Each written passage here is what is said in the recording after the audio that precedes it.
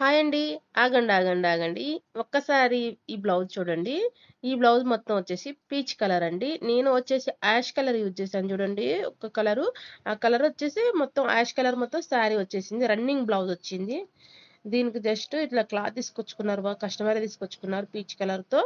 ఆ కలర్‌ని నేను ఇట్లా బోట్ నెక్ పెట్టేసి ఇట్లా పెట్టేసాను. జస్ట్ బార్డర్ వరకు యూజ్ చేశాను. చిన్న పఫ్ వచ్చేటట్టు పెట్టాను. హ్యాండ్ బోర్డర్ చూడండి. దీని శారీ మాత్రం శారీ హ్యాంగింగ్స్ చేశానండి. ఎంత బాగుందో చూడండి ఒకసారి. బాగుంది కదండి. ఫిట్టింగ్ ఇదంతా కూడా పర్ఫెక్ట్ సెట్ అయిందండి. మొత్తం కూడా పైపింగ్ కూడా మొత్తం థ్రెడ్ పైపింగ్ వేసాను.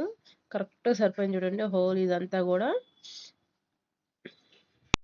ఇలాంటి చిన్న చిన్న మోడల్స్ చేపించేసుకుంటే చాలా హైలైట్ అవుతుందండి. ఈ శారీ చూడండి మొత్తం యాష్ కలర్ అండి. శారీ మొత్తం దాని హ్యాంగింగ్స్ చూడండి ఎంత హైలైట్ ఉందో.